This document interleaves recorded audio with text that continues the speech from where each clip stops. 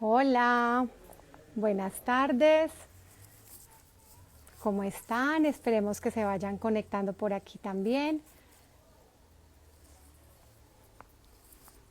Me presento, mi nombre es Juanita Vargas, soy nutricionista funcional y me uno hoy por la cuenta de Eventos Médicos Colombia. Soy hoy su host. Vamos a estar en este live espectacular donde vamos a encontrarnos con dos expertos de talla internacional, pero primero voy a darle la bienvenida a Karina Contreras, que va a estar conmigo también y me va a acompañar. Juanita, ¿cómo estás?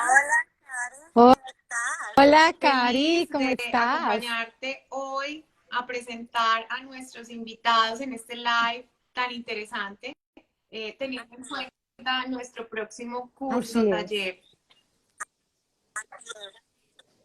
Así es, estoy súper contenta. Hoy estamos desde la cuenta de eventos médicos.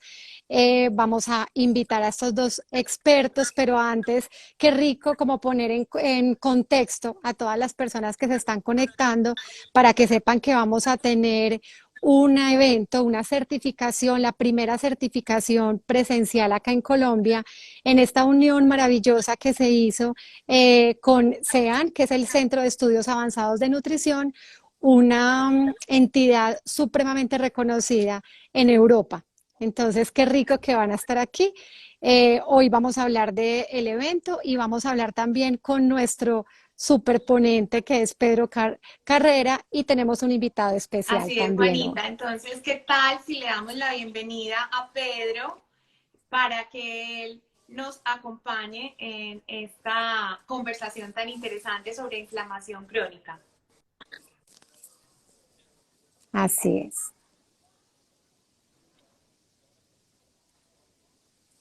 Por ahí debe estar conectando.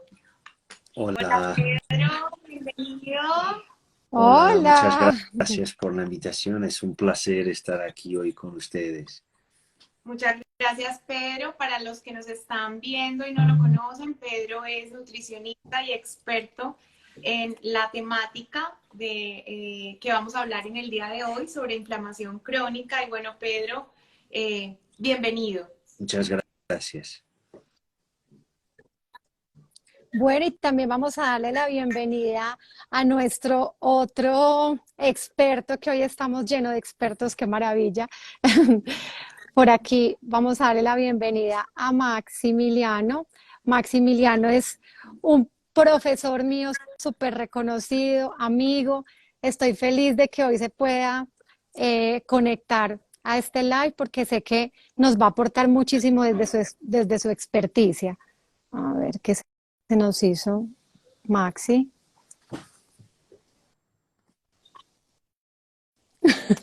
Ahí Me ya, está escribiendo ahí por ya viene, WhatsApp. ya está llegando, Allá, ya ya, está creo que ya. llegando casi.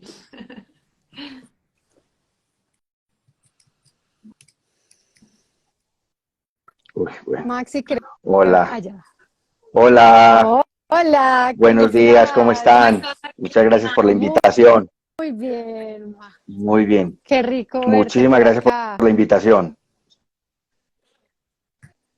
Súper. Bueno, Maxi es profesor también de la Universidad del CES, es nutricionista dietista, es magíster en nutrición deportiva. Entonces, qué rico que nos estás acompañando en este tema tan interesante para aportarnos desde todo tu Bueno, conocimiento. no, de verdad que muchísimas gracias por la invitación. Muy de pronto emocionado de estar aquí con el profe Pedro, que nos conocemos hace un tiempo, sí, por medio del profesor Fernando Mata. Y no, de verdad que ojalá que podamos aportar bastante a las personas que se unan en este live. Muchas gracias, Maximiliano. Ahorita del susto se me olvidó presentar a Pedro. Yo quisiera que Pedro de pronto se presentara a sí mismo y me evitara el pastel, por favor. Además de que Pedro es nutricionista y es el experto que invitamos a traer a este curso. Pedro, cuéntanos, por favor, tú eres experto en inflamación, nutrición y muchísimos otros títulos. Bueno, muchas gracias una vez más. Es un placer estar aquí y estar también con Maximiliano, que ya nos conocemos desde hace algún tiempo, gracias a mi gran amigo Fernando Mata. que es el director general del Centro de Estudios Avanzados en Nutrición. Yo también trabajo con SEAN, y donde soy docente y soy también el director científico, y uno de los temas a los cuales he dedicado ya bastantes horas de estudio y que me ha permitido viajar por el mundo, podemos decir así, para hablar sobre ese tema, es exactamente lo que comentaste, la inflamación crónica, en especial la inflamación crónica sistémica de bajo grado, y de qué forma se relaciona con varios aspectos de la salud, y también y principalmente de qué forma la dieta y varios factores nutricionales podrán afectar a este fenómeno fisiopatológico, que yo creo que es bastante importante. Muchas gracias, Pedro. Bueno, ya que nos explicaste de qué va el tema, ¿qué tal si nos cuentas un poco sobre, ya sabiendo que esto es un fenómeno natural de respuesta, pero que también es un método o una manera de supervivencia? ¿Cómo puede la inflamación o cuáles serían las causas más comunes de inflamación crónica y cómo pudieran afectar su rendimiento y salud a largo plazo en los atletas, teniendo en cuenta nuestro invitado? Bueno, como tú bien dices, la inflamación es un proceso fisiológico necesario a la supervivencia, y además tiene un rol también muy importante porque facilita el proceso de regeneración de tejidos. Entonces, la inflamación per sí no es un problema. Sin embargo, cuando la inflamación alcanza sus objetivos, deberíamos tener lo que se llama la resolución de la inflamación. Cuando eso no pasa por algún motivo, o cuando existen determinados estímulos inflamatorios crónicos, ahí podemos tener una respuesta inflamatoria que es crónica, y esta puede ser localizada y, en ese caso, por ejemplo, comprometer la regeneración de una fractura ósea, comprometer la regeneración, porque la inflamación es necesaria como respuesta fisiológica, también porque activa los procesos de regeneración de tejidos. Sin embargo, cuando se convierte en crónica por varios mecanismos, podrá hacer todo lo contrario, o sea, comprometer el proceso de regeneración de tejidos. Y aquí hablamos principalmente, obviamente, de inflamación localizada, pero tenemos también la inflamación sistémica. Y ahí me interesa cada vez más la inflamación sistémica crónica, pero de bajo grado, no solo porque al ser de bajo grado muchas veces no la percibimos, no la valoramos, no sabemos siquiera que tenemos este problema o que nuestros pacientes tienen este problema, pero también porque existen cada vez más estudios publicados incluso en revistas muy buenas, que nos dicen que este fenómeno tiene un impacto significativo en varias enfermedades. Sin embargo, en deportistas, por lo que yo conozco de la literatura científica, de lo que he conseguido extraer de la búsqueda bibliográfica que he hecho, no encuentro ni siquiera la mitad de los estudios que existen en el ámbito de la salud. Sin embargo, existe alguna evidencia que nos dice que este fenómeno, o sea, la inflamación crónica sistémica, mismo que sea de bajo grado, también en deportistas podrá comprometer la salud y comprometer también el rendimiento. Por ejemplo, sabemos que podrá disminuir la síntesis proteica muscular, podrá quizás aumentar el catabolismo muscular, quizás pueda causar algunas alteraciones hormonales, por ejemplo, en hombres llevar a una disminución de la testosterona, podrá comprometer el estado nutricional de varios micronutrientes como zinc, como hierro, vitaminas A, D, E, C, B2 y B6, y además de todo esto sabemos también que la inflamación crónica sistémica de bajo grado también en deportistas podría quizás contribuir para lo que es el síndrome del sobreentrenamiento, llevando a algunas alteraciones neuropsiquiátricas, por ejemplo, que hacen parte de ese síndrome. Y aquí entonces yo creo que es importante también en deportistas valorar no solo este fenómeno, a través de biomarcadores específicos que existen para evaluar la inflamación, pero también y principalmente intentar identificar las principales causas modificables, porque es eso lo que realmente nos importa, de la inflamación crónica sistémica de bajo grado. Y en deportistas hablamos del exceso de entrenamiento. Entonces, esa es una causa muy reconocida de un proceso inflamatorio en esta población, pero además de esto tenemos también el tabaco, la contaminación, el estrés psicológico, las alteraciones del sueño con alteraciones del ritmo circadiano y una dieta inadecuada que es deficiente en varios micronutrientes, como por ejemplo el magnesio, el zinc y el selenio, entre otros, y que además tiene un alto contenido de productos finales de la glicación avanzada, de ácidos grasos trans, y también que contiene, además de todo esto, es una dieta que podrá tener o llevar a un desequilibrio, no solo es deficiente en algunos nutrientes, como podría llevar a un desequilibrio entre otros, como por ejemplo el sodio y el potasio. Y además, cuando también tenemos estrés térmico, o sea, cuando los deportistas hacen ejercicio en condiciones atmosféricas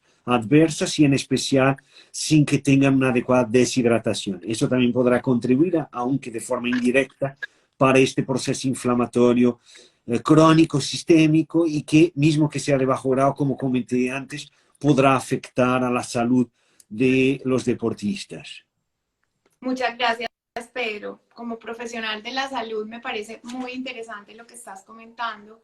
Y bueno, teniendo a Maximiliano, que es un reconocido nutricionista entre nosotros, me parece supremamente importante, Maximiliano, hablar un poco también, como tú tratas tantos deportistas, cómo podría ser ese abordaje desde la prevención para evitar todas estas consecuencias que Pedro nos está contando y cuáles serían esas alternativas nutricionales teniendo en cuenta ese diagnóstico previo, ese apoyo y ese post-entrenamiento. Cuéntanos, Maximiliano.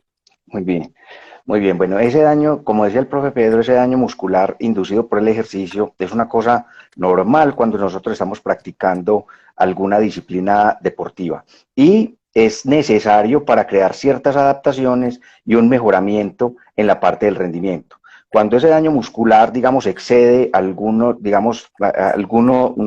límites, entonces podemos llegar a un sobreentrenamiento, a un problema donde la persona puede llegar muy fácilmente a una lesión o disminución del rendimiento o utilización de la proteína como fuente energética.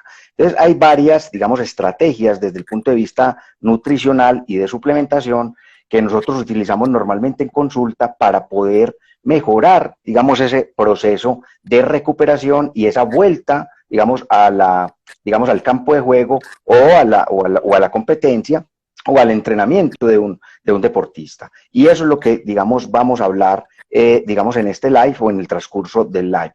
¿Cuáles son esas estrategias desde el punto de vista nutricional y de suplementación?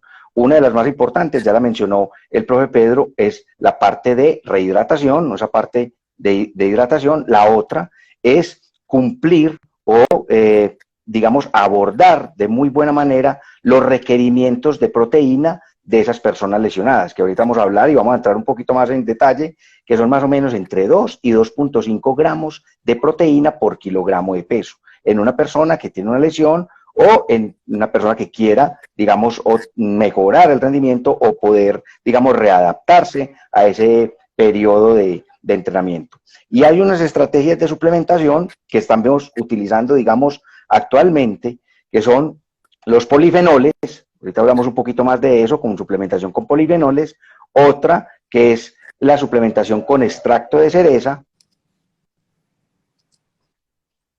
y con omega 3. Además de, digamos, de cubrir todos los requerimientos desde el punto de vista nutricional, pero, digamos, esas son como algunas de las nuevas estrategias que nosotros desde el punto de vista de nutrición aplicada a la actividad física y el deporte estamos utilizando para ese proceso de readaptación y de mejoramiento y de vuelta, digamos, al terreno de juego.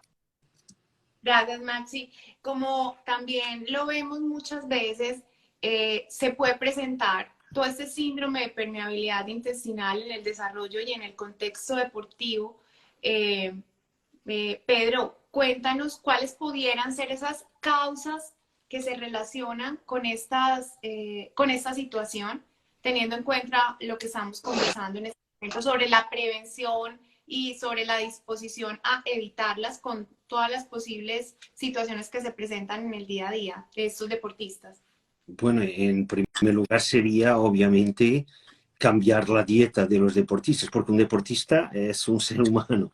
Entonces esto Claro, significa que a pesar que obviamente tiene necesidades energéticas y otras del punto de vista nutricional distintas de una persona que no es deportista, en especial que no es deportista de alta competición, y a pesar que el propio ejercicio físico tiene obviamente algún efecto mitigador de algunos comportamientos, principalmente a nivel de la dieta, la verdad es que muchos deportistas no tienen una dieta adecuada y al no tener una dieta adecuada podrán tener problemas relacionados con esto y en especial porque podrán sufrir de este fenómeno que es la inflamación crónica sistémica de bajo grado. Entonces yo creo que algo que quizás sea importante desde mi punto de vista cambiar un poco es la idea de que en deportistas lo único con el cual nos tenemos que preocupar es con la cantidad en especial de macronutrientes, con el balance energético, con la hidratación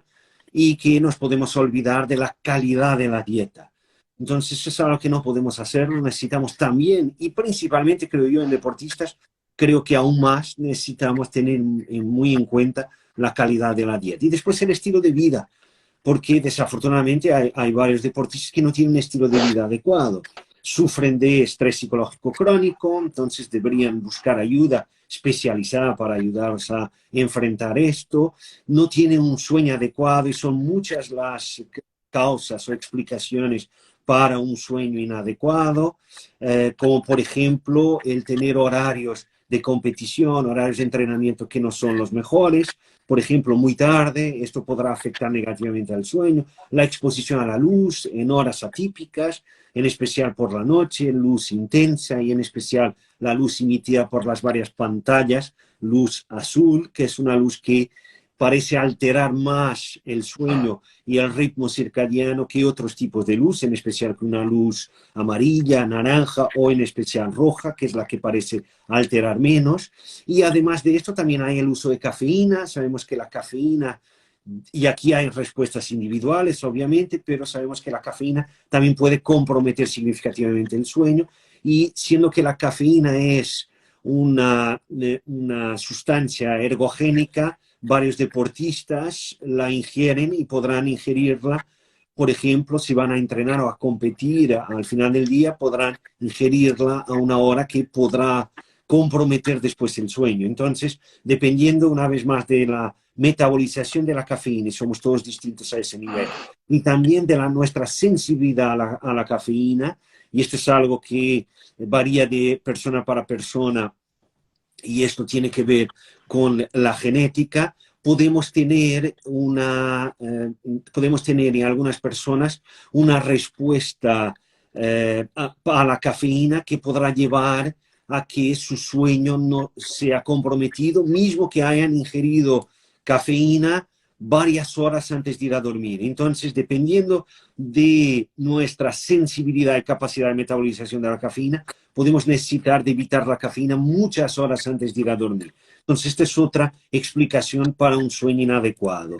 Y después también muchas personas, y ahí es algo mucho más difícil de cambiar, pero muchas personas viven en un ambiente con mucha contaminación. Entonces, a mí me encanta vuestro país, ya he estado algunas veces en Colombia y me gusta muchísimo, pero por ejemplo Bogotá, que es una ciudad donde me siento muy a gusto y me gusta bastante, pero es una ciudad que a nivel de contaminación tiene muchísima contaminación.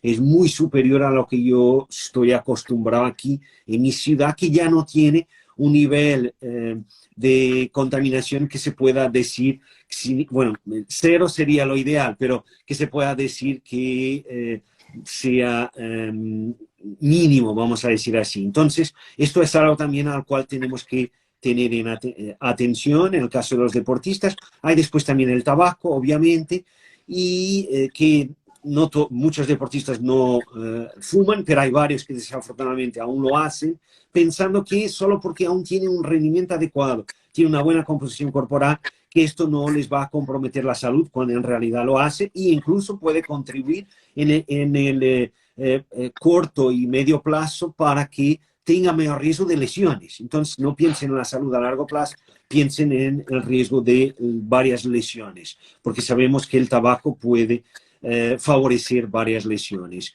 Entonces hay que tener en cuenta el estilo de vida y la dieta del deportista y hacer con que tanto uno como otro sean adecuados, pensando que solo porque hacen ejercicio físico, solo porque tienen una buena composición corporal, eso no significa que no vayan a tener varios problemas cuando tienen un estilo de vida y una dieta que son inadecuados.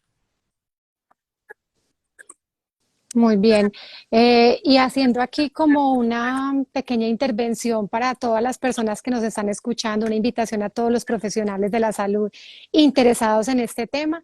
Estaremos haciendo nuestra certificación en inflamación crónica el próximo 7 y 8 de julio en Medellín. Va a ser una certificación presencial. Y también para darles la invitación a que escriban por el chat las preguntas que tengan, que aquí tenemos pues a estos dos expertos listos para contestar cualquier pregunta Juani. que tengan. Teniendo en cuenta todo lo que está contándonos Pedro Maximiliano, tú en consulta y en tus asesorías tan expertas, ¿qué puedes encontrar con relación a todo este alteración del ritmo circadiano de las que nos hablaba Pedro, de la muchos mitos que existen en el deporte con relación a los hábitos, con relación al exceso de consumo de cafeína u otras situaciones para aumentar el rendimiento deportivo? Por ejemplo, los geles, la hidratación, bueno, los carbohidratos y todo eso que ustedes manejan mucho mejor, que pueden aumentar la permeabilidad intestinal. ¿Cómo pudiéramos de pronto tener estas estrategias nutricionales de prevención e información para nuestros deportistas y los seres humanos que nos están escuchando, como bien? Sí. Muy bien, o sea, las personas o los deportistas que más, digamos, tienen riesgo de problemas a nivel gastrointestinal, aunque todos lo pueden tener, son los deportistas que practican, o las personas que practican deportes de resistencia. Cuando me refiero a deportes de resistencia, son deportes como, por ejemplo, el triatlón, la maratón, un Ironman, ¿cierto? Deportes de ciclismo. Esos deportes de media y larga distancia, digamos, son los que más influencia tienen en problemas a nivel gastrointestinal. ¿Qué hacemos nosotros con este tipo de personas? Hay una cosa que se llama, dentro de lo que nosotros llamamos periodización nutricional, es un concepto, es entrenar el intestino. Entrenar el intestino es suministrar ciertas dosis de carbohidratos con el propósito de postergar la fatiga, y hay, digamos, unas dosis que nosotros llamamos ergogénicas, que nos ayudan a nosotros a esa postergación o a que la persona tenga un mejor rendimiento.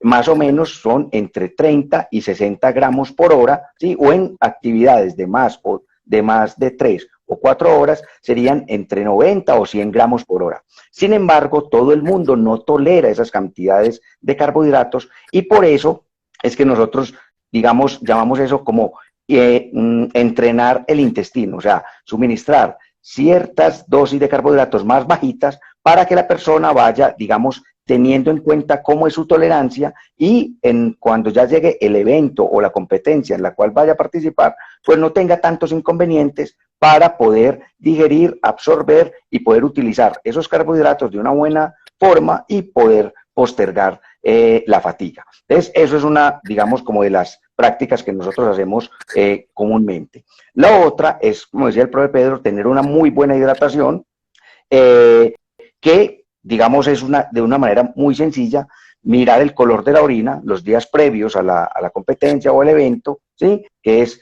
y tener en cuenta que el color de la orina nos indica el estado de hidratación que tiene una persona. Primeras horas en la mañana es muy normal que la orina salga un poco amarilla, o después de entrenar. El resto del día la orina debe ser lo más clara posible para, digamos, llegar en una adecuada, digamos, euhidratación, que llamamos nosotros, en un estado de hidratación adecuado al evento o a la competencia. También los días previos podemos, digamos, tener una estrategia de consumir algunas bebidas hidratantes para tratar de llegar, lo que nosotros llamamos como hiperhidratados a esa competencia, llegar con unas, digamos, concentraciones de sodio un poquito más altas, y que de esa forma también vamos a evitar problemas de hiponatremia. Entonces, digamos, en grosso modo, desde el punto de vista nutricional, eso es lo que nosotros podemos hacer. Y hay algunas medidas desde el punto de vista de suplementación que también implementamos para evitar o tratar de prevenir esos problemas desde el punto de vista gastrointestinal, sobre todo con esos deportistas de resistencia, como les digo, y es que suministrar o suplementar con probióticos que nos ayudan a nosotros a mejorar esa parte de la microbiota intestinal, a tener una mejor modulación desde el punto de vista de inflamación y que nos va, digamos, a prevenir, digamos, varios molestias desde el punto de vista gastrointestinal o también infecciones del tracto respiratorio superior, laringitis, faringitis, que disminuyen, digamos, como las intensidades y los volúmenes de entrenamiento de la persona y eso puede interferir con esa preparación para el evento o la competencia en que vaya a participar. Y la otra, aunque está en evidencia C, ¿sí? Aunque está en evidencia C, ha disminuido el nivel de evidencia, todavía se la seguimos, digamos, incorporando en esa preparación de este tipo de personas, que es suministrar ciertas dosis de glutamina, que, digamos, es un aminoácido que es fundamental para ese sistema inmunológico y que nos ha ayudado, pues, a mejorar y a prevenir esos problemas desde el punto de vista gastrointestinal. Entonces, a grosso modo, digamos, como esas son algunas de las estrategias que nosotros podemos utilizar en la consulta nutricional para mejorar o disminuir esos trastornos desde el punto de vista gastrointestinal en estos deportistas de resistencia. No sé si les expliqué bien o de pronto me muchas gracias, Maximiliano. Sí, teniendo en cuenta todo lo que estás diciendo y yo quedo en consulta, pues los pacientes que pueden después de ese entrenamiento tener todas estas situaciones de salud, me gustaría preguntarle a Pedro, y teniendo también en cuenta lo que acabas de decir de la permeabilidad intestinal y de las alteraciones del sistema inmune que pueden llevar a las personas a que tiendan a presentar infecciones respiratorias u de otro tipo, que bueno, Pedro, que de pronto nos puedas explicar un poco cómo se relaciona todo esto con las alteraciones del sistema inmune, que para los médicos profesionales de la salud es tan importante porque esas alternativas nutricionales de suplementación u otras están íntimamente ligadas con la no recuperación, con la presentación de muchas otras situaciones como autoinmunidad, etcétera, que pueden estar derivadas de estas deficiencias nutricionales. Bueno, en el caso específico de los deportistas, y en especial de los deportistas de la resistencia, como comentó Maximiliano, son aquellos que sufren más de molestias gastrointestinales y también a nivel de la permeabilidad intestinal, esto parece ser más evidente en esa población. Y esto parece ocurrir porque el propio ejercicio físico, y aquí depende de la intensidad y también obviamente del volumen, y depende también de las condiciones atmosféricas, una vez más, porque el propio estrés térmico puede también llevar a alteración en nuestros enterocitos, haciendo con que podamos tener un aumento de la permeabilidad paracelular. Por otro lado, el ejercicio físico, al llevar a una redistribución del flujo sanguíneo, entonces tenemos un aumento del flujo sanguíneo para el músculo, para la piel, en especial cuando hay estrés térmico hay más flujo sanguíneo hacia la piel y cuando hacemos ejercicio hay más flujo sanguíneo hacia el músculo y esto hace con que la circulación esplácnica disminuya, entonces la circulación, el flujo sanguíneo disminuye hacia, por ejemplo, nuestro intestino y esto puede hacer con que tengamos hipoxia a nivel gastrointestinal y esta hipoxia puede generar un aumento de la permeabilidad intestinal. El propio ejercicio físico al llevar a un aumento, en especial de larga duración y elevada intensidad, podrá llevar a un aumento de la producción de varias especies reactivas de oxígeno y esto puede llevar a un aumento de la respuesta inflamatoria que puede ocurrir también en el intestino. Todo esto puede favorecer una vez más alteraciones a nivel de la permeabilidad intestinal, en especial la permeabilidad paracelular. O sea, entre los enterocitos existen varias estructuras que mantienen una determinada integridad. Esto significa que moléculas con un determinado peso molecular que están en el lumen intestinal no consiguen pasar y llegar al torrente sanguíneo. Hablamos, por ejemplo, de endotoxinas, que son que hacen parte de bacterias, las bacterias gram negativas, son los lipopolisacáridos son los más estudiados, que hacen parte de la capa externa, de la membrana externa de bacterias gram negativas. Y sabemos que cuando hay un aumento de la permeabilidad intestinal podemos tener el pasaje de la translocación de esas endotoxinas que podrán llegar a la circulación, al torrente sanguíneo, y ahí podrán unirse a receptores específicos en células del sistema inmune, como neutrófilos y monocitos, y activar la respuesta inflamatoria por parte de esas células. Obviamente que no hablamos de una gran translocación, hablamos de una translocación de concentraciones que no son letales y que no comprometen nuestra supervivencia, pero aún así pueden generar una respuesta inflamatoria que si se cronifica, si esto es algo crónico, y sabemos que la dieta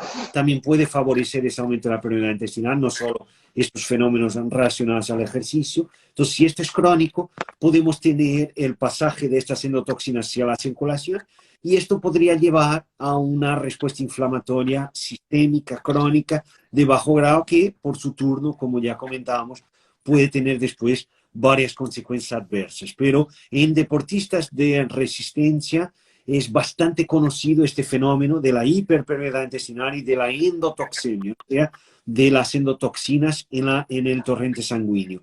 Y esto está relacionado con el ejercicio, con la deshidratación, en las condiciones atmosféricas adversas, en especial alta humedad y alta temperatura, y también con algo que es el uso de antiinflamatorios no esteroides, porque varios deportistas de resistencia utilizan AINES con el objetivo de frenar la respuesta inflamatoria para no tener dolor y poder seguir compitiendo o entrenando al día siguiente. Sin embargo, ya hay bastante evidencia, esto no es controverso, no es evidencia solo a partir de modelos animales, hay evidencia en humanos y incluso en deportistas que apoya, soporta esta relación entre AINES y hiperpermeabilidad intestinal y endotoxemia. Entonces, el uso de AINES por deportistas puede incluso ser peor que no utilizarlo a nivel de la propia inflamación. Perfecto, por aquí tenemos una pregunta que podríamos responderla. Nos están preguntando cómo sería la mejor forma de Se hidratarse. lo dejo para Maximiliano, que es el experto. Max, No, ahí, pues, sí. Sí, no, digamos, hay una forma muy, digamos, muy sencilla, como dijimos ahorita, es mirar, sobre todo como el color de la orina, pues es, digamos, como una estrategia muy fácil de saber si nosotros estamos bien hidratados o no, a no ser de pronto que estemos tomando algún multivitamínico o alguna sustancia de pronto que digamos, vaya a pigmentar la orina, pues ese, digamos, sería una metodología muy fácil y sencilla para, digamos, medir nuestro estado de hidratación. Hay otra forma que también es relativamente fácil, es pesarnos antes y después de la actividad física, o es antes y después del ejercicio.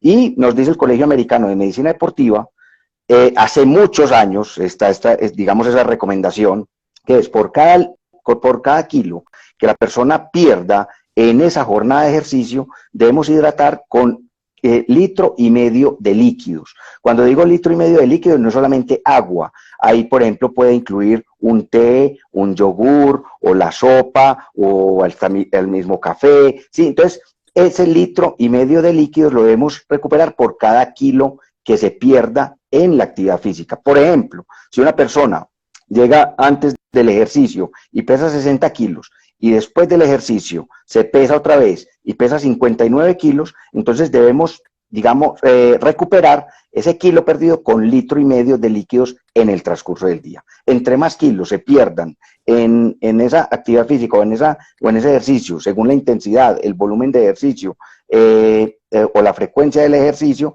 pues entonces mayor cantidad de líquidos tenemos que recuperar. Entonces, ¿y qué nos dice el Colegio Americano de Medicina Deportiva? Digamos, de manera general. Sin embargo, el esquema de hidratación, hay cosas con las que nosotros lo vamos individualizando. Digamos, hay algunas mediciones con el refractómetro, medimos cómo está la densidad urinaria de esa persona, o la densidad o la gravedad específica de la orina de esa persona, cómo está hidratado. Medimos también por medio de unos se llaman medidores de sodio, cuánto pierde de sodio, y digamos de esa manera podemos individualizar un poquito más ese esquema de hidratación. Sin embargo, el Colegio de Medicina Deportiva, en términos generales, nos dice que antes de una competencia o de un evento o algún entrenamiento, nosotros debemos consumir alrededor de 500 o 600 mililitros, ¿sí?, de líquidos para estar bien hidratados, ¿sí? Durante debemos consumir más o menos entre 100 y 200 mililitros cada 15 o 20 minutos, ¿sí? Pero eso depende también muchas veces de las condiciones del deporte, porque siempre no podemos, digamos, llevar esos tiempos tan, digamos, de manera tan específica o tan estricta, porque hay deportes, por ejemplo, como el fútbol, que de pronto tenemos que aprovechar ciertos momentos para, digamos, estar en los procesos de hidratación. Y al final, digamos, también tenemos que recuperar con 500 o 600 mililitros de líquidos para, digamos, tener un estado de euhidratación o de una mejora en nuestra hidratación. Sin embargo, es un esquema desde el punto de vista general. Hay personas que con esas cantidades podrían, digamos, pueden sobreestimar las cantidades de líquidos que necesitan las personas, o hay otras que los podrían subestimar. Pero es un esquema general que nos da el Colegio de Medicina, el Colegio Americano de Medicina Deportiva, en cuanto a la parte de hidratación. Otra cosa, digamos, que tenemos nosotros que tener en cuenta, que es hasta actividades de 90 minutos, hora y media o hasta 2 horas, podríamos hidratar normalmente con agua. ¿Qué nos recomiendan estas entidades? Que a partir de actividades, ya sea en climas muy calurosos o actividades de más de 1 hora y media o de 2 horas, sí deberíamos incluir bebidas hidratantes. Lo que nosotros, digamos, bebidas hidratantes, lo que conocemos nosotros como un Gatorade, Powerade, las de CIS, las de GU, pues diferentes marcas, PX, la marca que quieran, ¿sí? Que nos recuperan o nos suministran un poco de carbohidratos y nos suministran electrolitos, en el cual el más importante es el sodio, para evitar problemas de hiponatremia, y que vamos recuperando también esas, digamos, como esas reservas energéticas, y vamos suministrando cierta cantidad de carbohidratos con el propósito de postergar la fatiga. Perfecto. También nos están acá preguntando un poco acerca de la suplementación. No, pues ya nos contestó sobre la suplementación deportiva. Bueno, en cuanto a la parte de suplementación, bueno, nosotros tenemos una gama, digamos, muy amplia de suplementos que podemos utilizar en el ambiente, en el ambiente deportivo. Y muchos de los suplementos, esto es un concepto, digamos, personal, están muy bien diseñados, y hay unos que están en evidencia A. Evidencia A son, por ejemplo, las bebidas hidratantes, están los complementos de proteínas del suero, están los geles deportivos, los que llamamos nosotros suplementos tipo alimento. Hay otros que llamamos nosotros suplementos tipo medicamento, que es, digamos, para mejorar, digamos, alguna deficiencia que tenga la persona. Ahí está, por ejemplo, el hierro, el zinc, la vitamina D, el calcio, los probióticos, los multivitamínicos, y hay otros suplementos que también están en evidencia A, que llamamos nosotros suplementos para mejorar el rendimiento, o sea, que tienen una evidencia contundente de que pueden mejorar el rendimiento de manera directa. Ahí está lo que está ahorita el profe Pedro, por ejemplo, que está la cafeína, está la creatina, el extracto de remolacha, el bicarbonato de sodio, está el glicerol, no sé cuál otro, se me escapará uno o dos, ¿cierto? La betalanina. Bueno, sin embargo, o sea, muchos de esos suplementos y esa gama que nosotros tenemos de suplementos están muy bien diseñados. Sin embargo, como les digo, concepto personal es que muchas veces están mal prescritos. Mal prescritos es ¿por qué? Por varias razones. Uno, que no se tienen en cuenta a veces los antecedentes personales de la persona. Entonces, a veces yo veo que las personas llegan a un gimnasio, un centro de acondicionamiento físico, y al otro día, sin preguntarles absolutamente nada, la persona está consumiendo proteína, aminoácidos, creatina, cafeína, o está consumiendo alguna bebida energizante sin, digamos, tener en cuenta si esa persona tiene alguna insuficiencia renal, si tiene algún inconveniente hepático, si digamos, tiene algún inconveniente desde el punto de vista de cálculos a nivel renal o a nivel biliar, y no se tienen en cuenta esos antecedentes personales. Eso por un lado. Lo otro, los suplementos, hay unos suplementos que sirven para antes, durante y después del ejercicio. Y muchas veces no los utilizamos en la manera en que, digamos, nos dicen los protocolos. Hay 3 entidades que digamos, nos dan unos lineamientos claros de cómo debemos utilizar esos suplementos. ¿Cuáles son esas entidades? Comité Olímpico Internacional, Sociedad Internacional de Nutrición Deportiva y el Instituto Australiano del Deporte. Entonces, a veces, pues ellos nos dicen cómo se deben utilizar los suplementos, y a veces yo veo que las personas no lo están utilizando en el momento que es. Otra cosa es que van en contra del objetivo de la persona. El objetivo es, por decir algo, la persona quiere bajar de peso, quiere disminuir su grasa, y veo que muchas veces están consumiendo complementos o suplementos que no les van a favorecer el alcanzar ese objetivo. Grandes cantidades de proteína, creatina, aminoácidos, entonces muchas veces van en contravía del objetivo de la persona. Y el otro es que muchas veces no están suministrados o prescritos en las dosis que se necesitan, las dosis que nosotros llamamos ergogénicas. Ergogénicas es que en realidad mejoren el rendimiento deportivo. O son dosis muy altas que pueden afectar la salud de la persona, o dosis muy bajitas que en realidad es muy difícil que presenten eficacia. Entonces, como les digo, en cuanto a la suplementación deportiva, esto es un tema muy amplio, hay muchos suplementos, digamos, pero como en resumidas, digamos, como resumiendo un poco, es que tenemos que tener en cuenta una adecuada prescripción, teniendo en cuenta los antecedentes de la persona, las dosis, el momento y el objetivo o que en realidad necesita la persona. Y de ahí, digamos, teniendo muy claro ese contexto, podemos prescribir de una manera mucho más, digamos, idónea el suplemento que la persona necesita. Cierto, Marti, es importante la bioindividualidad de esa persona,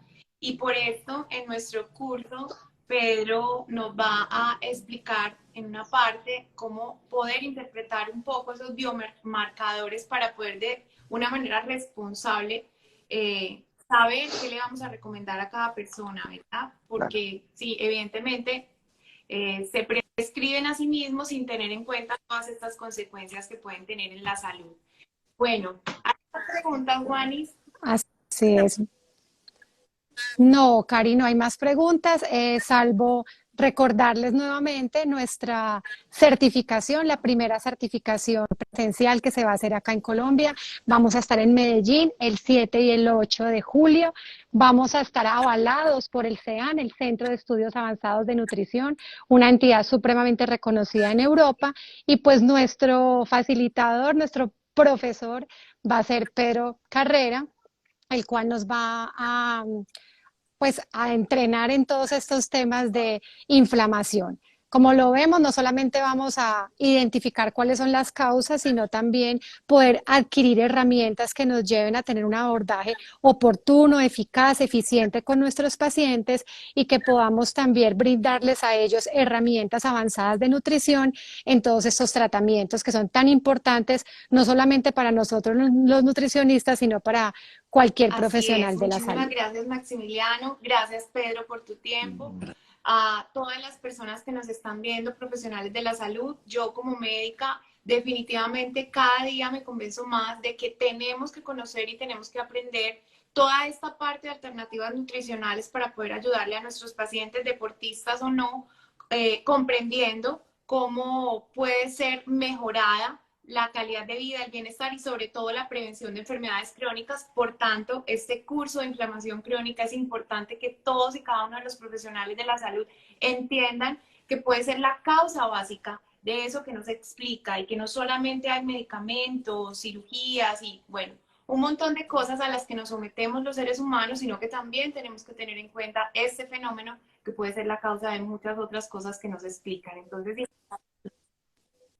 así es, Cari, y por eso tan importante que podamos acceder a esta certificación. Como les digo, es una herramienta básica para nosotros los profesionales de la salud, y les quiero recordar que en este momento tenemos un descuento de 600.000 pesos para las personas que se quieran inscribir ahora. Entonces está muy asequible, es un curso que tiene un costo de 1.550.000, pero tenemos un descuento de 600.000 pesos por el momento. Entonces, qué bueno que accedan a él para que puedan ir de una vez asegurando su cupo, porque pues son cupos limitados y no podemos perdernos poder adquirir toda esta información del experto. Vamos a dejar toda la información en el Instagram de Eventos Médicos. Y bueno, Maximiliano, mil y mil gracias, Pedro.